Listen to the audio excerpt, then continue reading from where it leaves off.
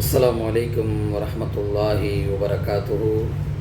கண்ணியமான பெருமக்களே, கேரளா வயநாடு முண்டக்கையில் ஏற்பட்ட அந்த நிலச்சரிவின் பாதிப்பு, இதுக்கு முன்னாடி தமிழகத்தில் எத்தனையோ பாதிப்புகள், சுனாமியில் தொடங்கி நிக்ஜாம் புயல், தானா புயல், வர்தா புயல், இப்படி எவ்வளோ புயல்கள் வந்துச்சு.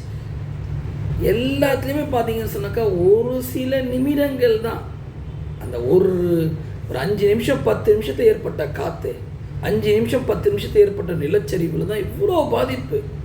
சுனாமியில் லட்சக்கணக்கான பேர் இறந்துட்டாங்க அப்படின்றாங்க.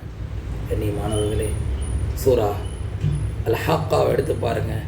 அல்லாஹ் ரப்புல் ஆலமீன் 7வது வசனத்தை சொல்லி காட்டுறான். ஆது சமூகத்தினர்கள் அவர்களை 7 நாள், கிட்டத்தட்ட ஒரு வாரம் ரப்புல் ஆலமீன் தொடர் காற்றை கொண்டு கடுமையான காற்றுல அவர்களை வேதனை செஞ்சின்றான்.